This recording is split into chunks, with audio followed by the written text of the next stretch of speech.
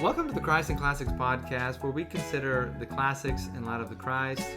I'm Colton Moore, and this episode, we've got a special guest for you. His name is Ben House. Ben House is a former humanities teacher at Veritas Academy in Texarkana, Arkansas, and he's also an author of a book entitled Punic Wars and Culture Wars.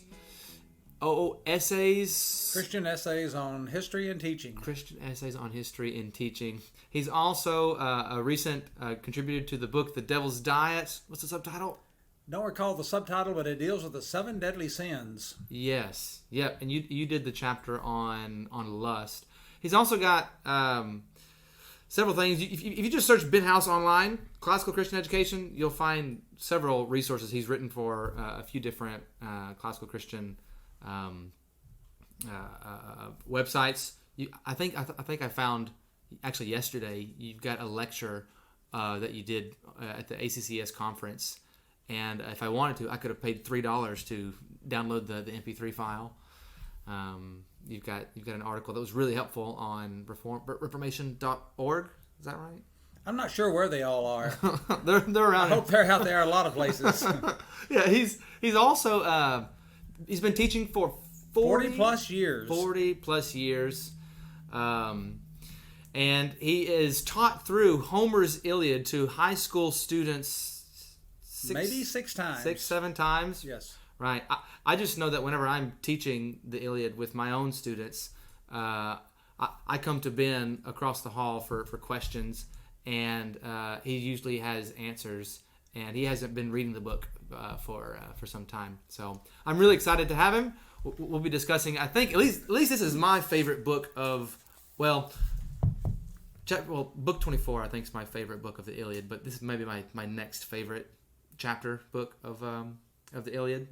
So let's just get started. I'll give a brief little summary, and then I'll ask a question, and Ben will give us all the answers.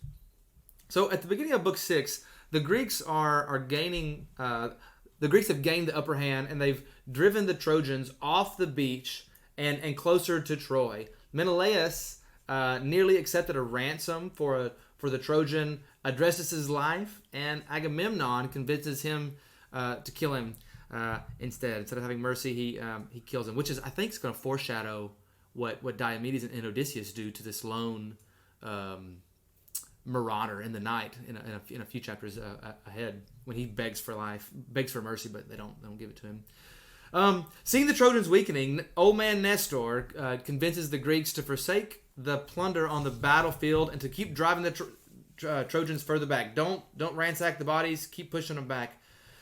The Trojans anticipate a downfall, and the soothsayer Helenus, who's the son of Priam, and I'm assuming also the brother of Hector and Paris, urges Hector to fly back to the city with a task to ask his mother Hecuba to pray to Athena, offering her best robe to the goddess, which is kind of unfortunate for them because we know that Athena is on the side of the Greeks, and so we can already kind of assume how she's going to respond to Hector's mother's prayer. Not really positively. Hector does this and then visits his brother Paris, relieving himself from the battle and claiming that he cannot battle because he is stricken with grief. Paris suits up for the battle only after both Hector and his stolen bride. Well, should we call Helen Paris's bride, even though? Yes, she refers to Hector as being her brother or brother-in-law. Yeah. But also Menelaus at times to her husband. Yes. So it's like she's got two husbands here, like her illegitimate husband. Anyway, so after Hector and Helen scorn him, he suits up for battle and feeling kind of the weight of his cowardice. But right before Hector returns to battle, we have this beautiful scene where he briefly visits his wife Andromache, who's nursing their son. Help me out, Ben. The pronunciation. His son Astyanax. Astyanax is what I call him. Astyanax, yeah. Andromache begs Hector to remain with her in the city, avoiding making her a widow and their son an orphan, but he insists that he must go back for the sake of his countrymen, because he if my memory serves me right, he basically says, if I don't go, the Greeks will overrun us anyway, more or less. So I've got to go out and lead my people into battle. He kisses his son, who's frightened in this famous scene by Hector's helmet. Hector removes it with a smile on his face and laughs with joy, picks up his baby, while Andromache weeps the whole time. And he kisses them and departs, with Andromache still weeping for her husband, because she knows what's likely going to happen to him. Hector meets Paris on his way out of the city, and the two princes of Troy ride back into battle. And I think what we want to talk mainly about in this episode is Hector. Broad question, nothing super specific right now. Like what? Why is Hector? Well, I guess we could approach it from a couple different ways, Ben. We could ask, why might Homer portray Hector in this light, in this part of the story?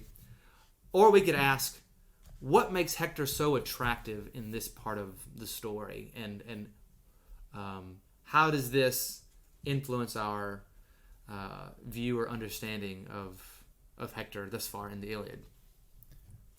Well, I think one thing that's really surprising about Homer is that he has a side that he takes. It's very obvious that he is on the side of the Achaeans, but he does not portray this as totally as good guys against bad guys, because Hector is every bit as heroic and in some ways more admirable than anyone on the other side. So he really he portrays this guy as he himself is a worthy hero, and you could just imagine that if Homer had wished to, he could rewrite the whole book with making it centered around the great Hector. But in some ways, Hector is always just like everyone else. He's puffed up and held up and presented in such a way as like, this guy is really amazing, unless you compare him to Achilles, who is greater.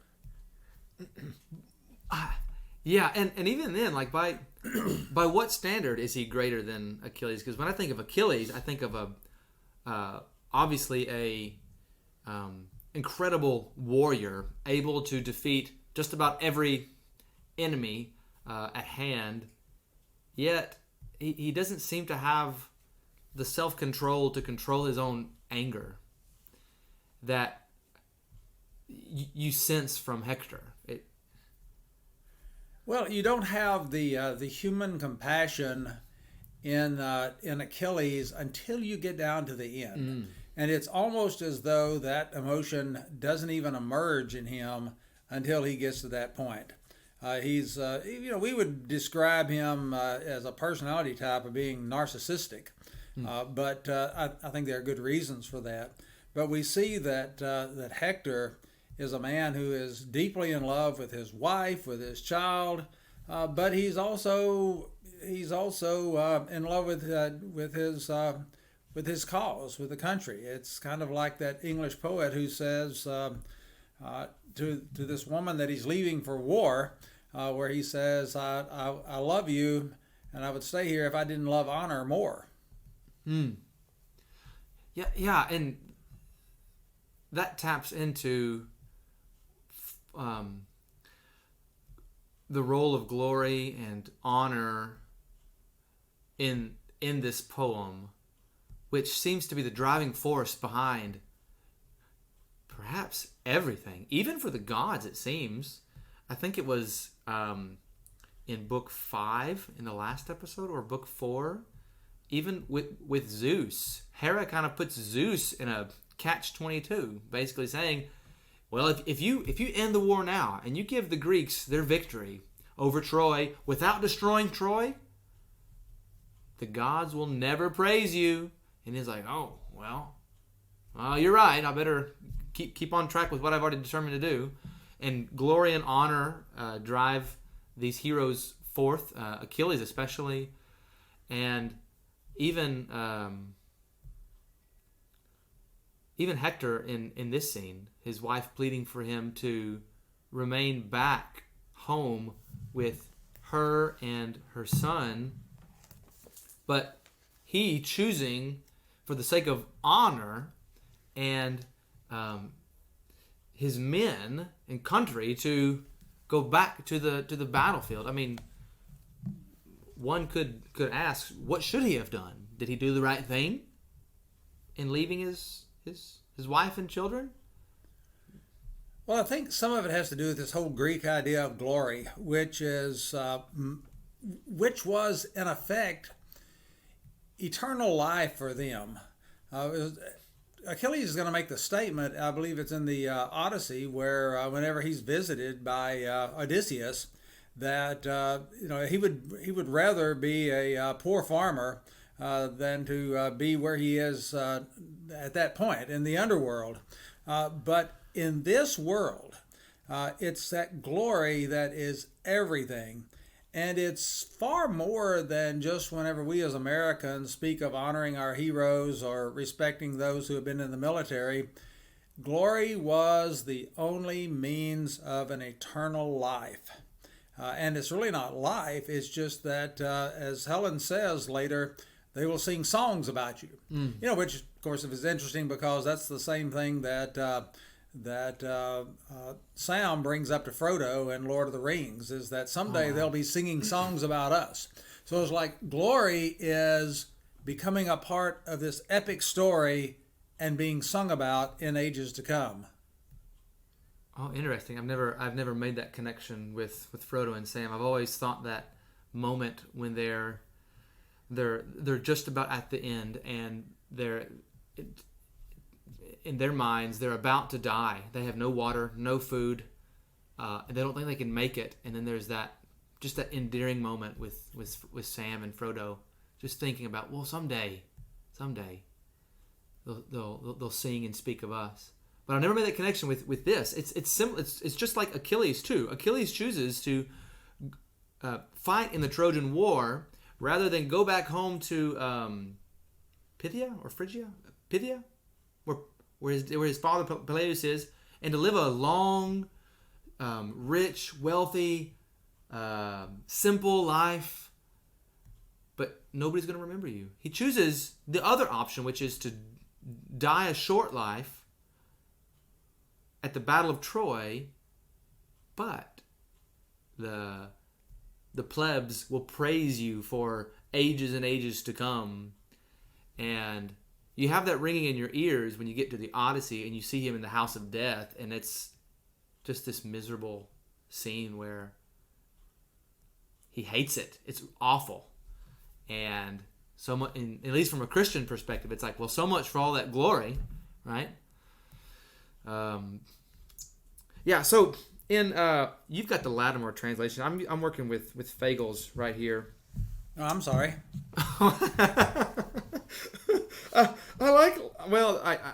I like Fagles. It's the only translation I've read. It's like my fourth time through it. Mm-hmm. Have you read the Fagles? No, not all of it. Have you just read the Lattimore? Yes. I'm sorry. Oh.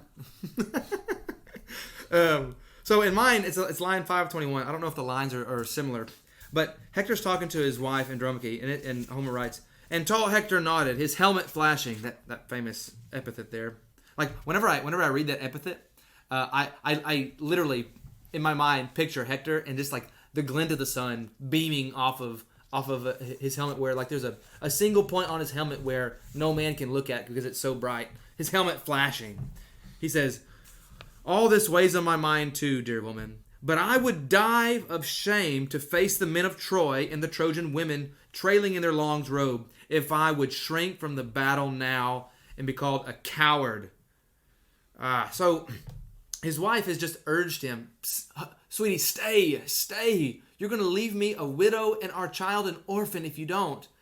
And he chooses not, because to be considered a coward for the rest of your life and in the ages to come is worse for him than to leave his wife a widow and his son an orphan. And this is why we don't like Paris so much, because he is just that, a coward. Well, at this very moment, Paris is in there shining his armor. And, he's sitting there with Helen. I think that, and something that just really struck me again today, reading back over this, is this part where before the passage you got to, is where Andromache is talking about what she had been through. And it's terrifying in a way because Achilles had killed her father. Achilles had killed her brothers. And so Hector comes along. He is the savior figure in her life. He takes this woman who has already been the victim of this horrible war, and he takes her as wife, and she makes this statement to him that Hector, thus you are father to me and my honored mother. You are my brother, and you it is who are my young husband. So it's like this is her entire world, and you just see this. What we want to think of as like this beautiful family that you want them to live happily ever after, and Hector foresees that the day is going to come when she's going to be hauled off as part of the ransom of war and become another man's wife. And even though he prays for the success of Astyanax, his son, we find out later that Astyanax is thrown off the wall. You're not going to let the heir of Hector live. So it's just it's a looming tragedy there, and it's just incredibly painful, incredibly beautiful. It gives you just all kinds of senses of what might have been. And in contrast to that, in the perfect family, then you have Paris, who is in there, shirking battle. And his brother approaches him and just gives him a really strong what for. And, even though he does consent, okay, I'll run back out here and fight some, he's just atrocious.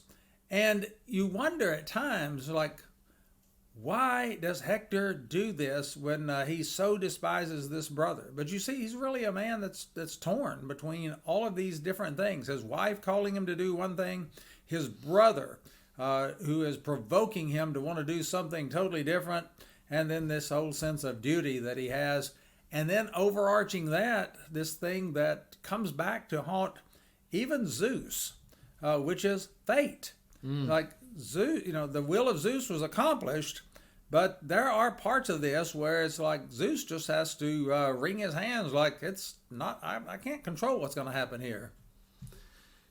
Yeah, it's this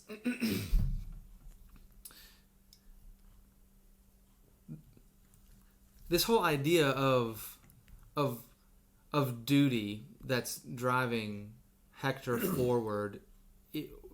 There is some biblical precedent here. Whenever I was thinking through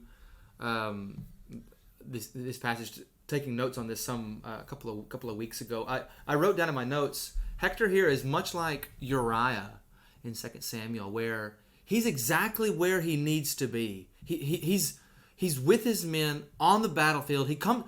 King David brings him back home to try to seduce him back to his wife to cover up the illegitimate child that he's about to have with Bathsheba. But Uriah says, no, far be it from me. My duty is right now to my people, my soldiers. And Paris is kind of like David in this regard, and Uriah is much like Hector here. And so I think there is this idea of when a man's called to war, that's where he should be. I've got vague memories of Old Testament passages. I can't tell you where specifically, but where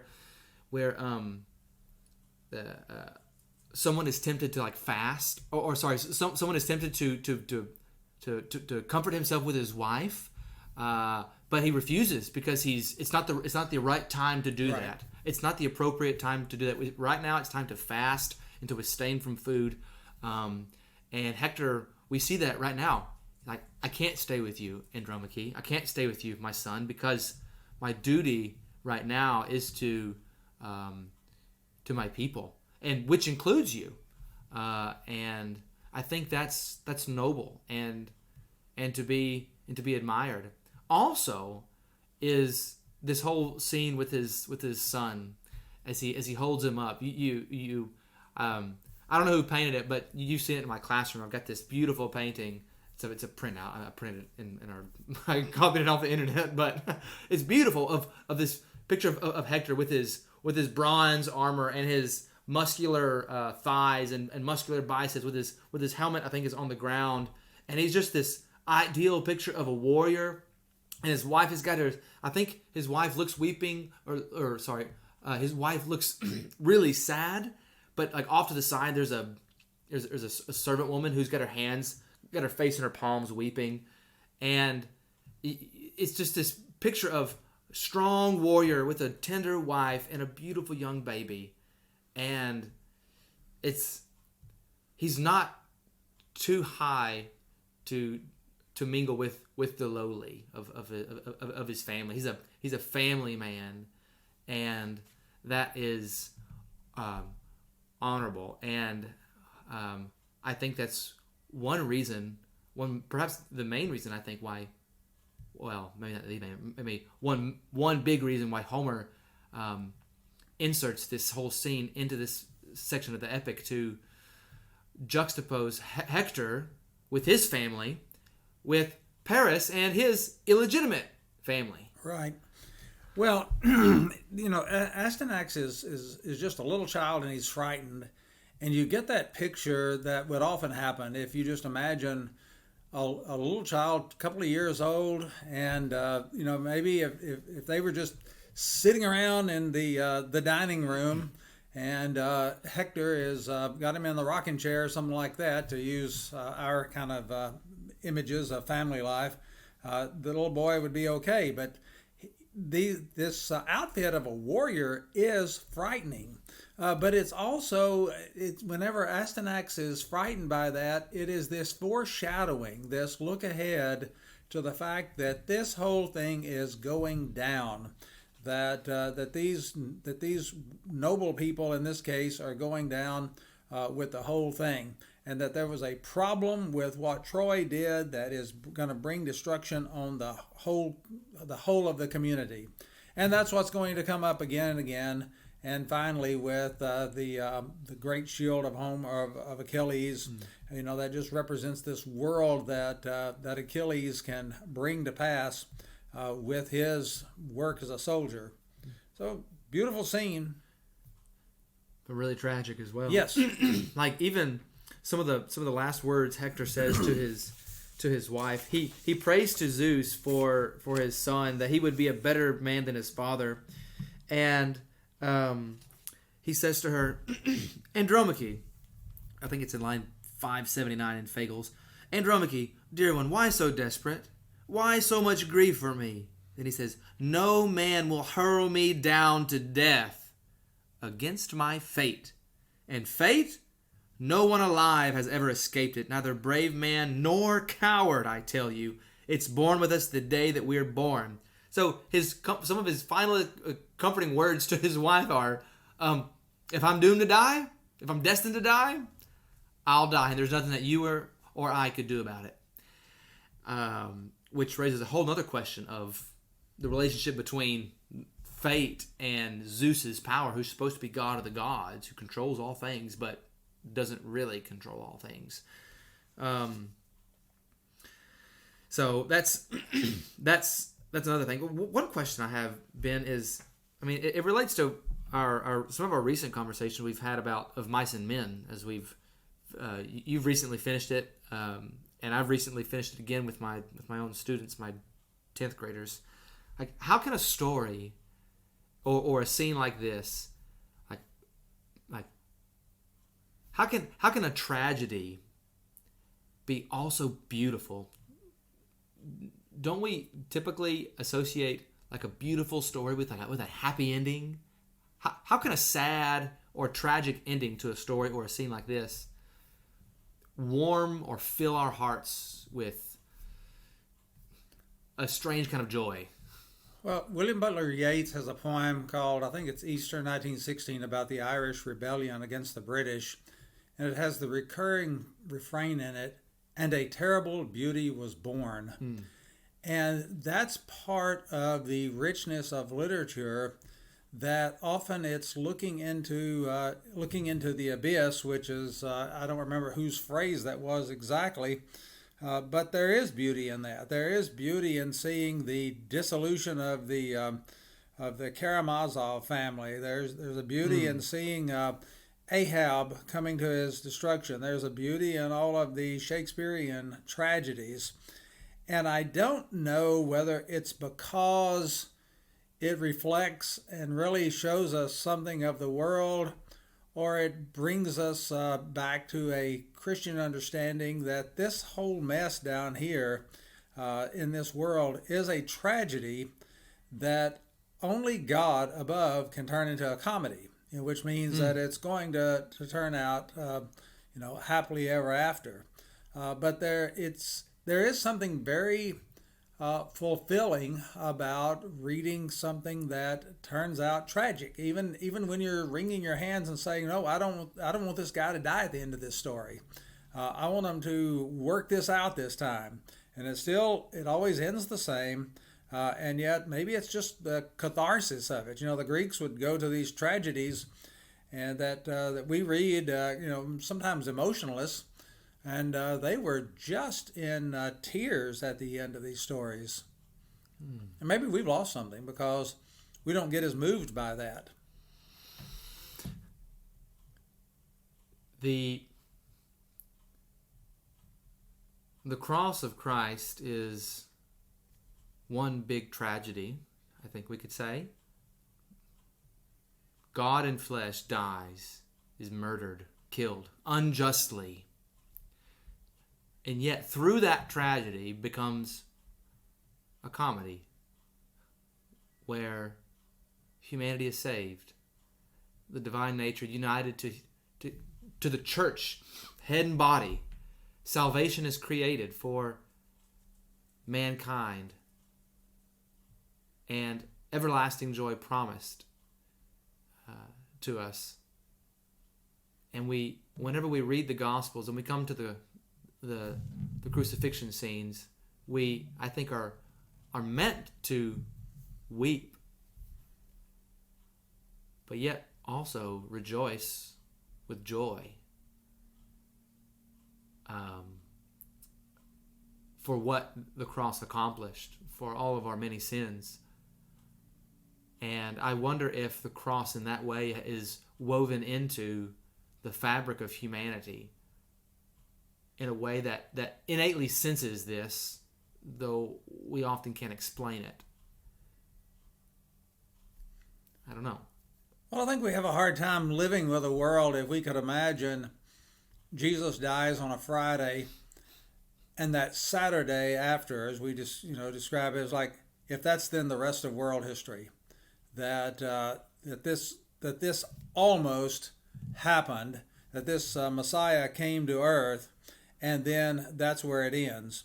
And I think the Greeks were always groping out there for some sort of a salvation story, and in some ways Achilles is a Christ figure for them who is going to attempt to accomplish it. But in his own way, Hector may be something of a Christ figure in that not in any way divine or even the descendant of a divine being in the Greek mindset, but we're always looking for a savior, a man who is a hero who is not going to let us down. Yeah. The Old Testament kings, a good one is raised up, and then he sins. He's not the guy. Evil kings for several generations, and then, Josiah comes. Oh, no, he's not the guy. And there's this expectation for the king who's going to come and reign righteously and never cease. And he finally comes. And I think even in Hector, too, like even in this, I tend to think of Hector in this poem as like the hero of the heroes of the Iliad. But even then, as we'll see, he doesn't last, and neither does his offspring, as you mentioned later on. But Well, if I can spring something on you, I did not, we didn't talk about this beforehand, but I think it is interesting because you have the two brothers of Hector and Paris, and earlier we saw the other two brothers, Agamemnon and Menelaus. This is back over in some of the earlier parts, and it's amazing how Homer has so many characters. And just like a really good artist, he doesn't just resort to making a bunch of stick figures who all look alike. Each one has a distinctive personality. And he starts giving these little, sometimes we get this guy just as he's dying. This little bit of background into him. Like the one man is like, oh, he was really good at hospitality. But guess what? He's not going to have anybody over at his house anymore because he's dead. But this goes back to when Menelaus captures this man, and the guy does that futile effort, but it's last ditch effort of grabbing him by the knees, supplicating him for life, and to spare his life. And Menelaus is there, sympathetic, just like, well, yes, okay. And here comes his brother, Agamemnon, who says, nope, we don't show any mercy. They're all gonna die. And again, that's a picture there that this is not going to come out with a truce, with good guys being spared on both sides. You'll have a few who escape, and Virgil liked the idea of building upon the escape of Aeneas, but in this particular case, it even at least Lattimore uses the words that Agamemnon urged justice, and then. And Menelaus, who always seems to be one of the more kind, decent, noble characters. He doesn't kill him at that point. He just pushes him over toward his brother, who then just finishes him off. But what a contrast there. You've got this one set of brothers, and they're both warriors. And if Menelaus has a fault, it is that he is a bit too noble and generous in warfare. Paris, if he has a fault, and nobody questions this, like he is just shirking his duty. Everybody's fighting for him, and he's back up there polishing his armor in his room with this woman that he's stolen, and only when his brother shames him does he go off to war. Yeah, we're in my 9th grade class. I think we're in book 17.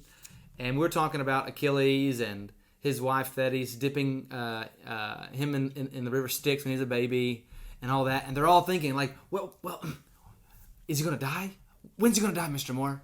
Well, that is like he didn't die in this book. And they got really bent out of shape because of that. And we talked about his death.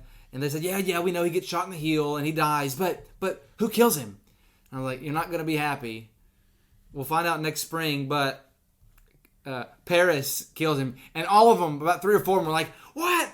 Paris? That coward?" And I was like, "Yeah, it's pretty ironic, isn't it? Like the guy who we like the least in the poem ends up killing the guy around whom the entire poem is arguably structured, or at least his rage." And he uses a bow and arrow, which is the thing of the lesser soldiers quite often, because the real men get in there face to face with spears, and Paris is off at a distance. And that's what he was doing, is that he was polishing that bow when his brother comes in on him.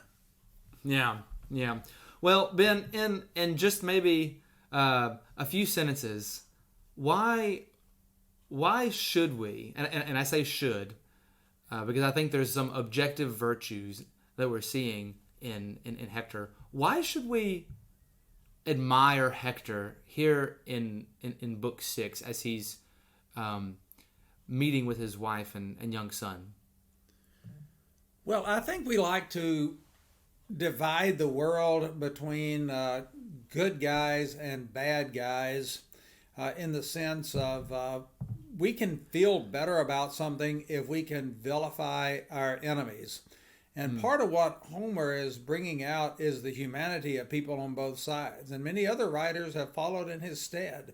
And that realization that those people on the other side, they have families at homes. They have a mother who will weep for them if they die. They have wives. They have children, and he's bringing out this personal picture of this man who represents the good parts of Troy. It would have been easy just to have made Troy the epitome of all evil, but it wasn't. Mm-hmm. There's just a balance there, and it helps us just see the complexity of lives and the humanness of people and humanity at its best, which is flawed, but no doubt still people who are beautiful in their own way.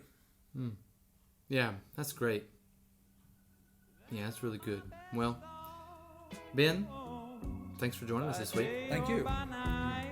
We'll see you again next week for episode 8. Thy presence, my light.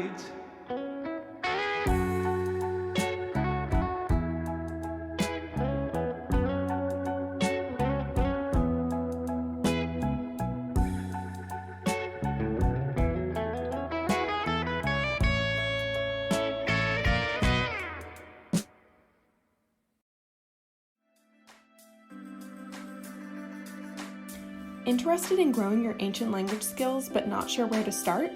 Glossa House can help. From illustrated readers and short stories to lexicons and grammars, Glossa House offers a variety of resources for beginning, intermediate, and experienced ancient language learners.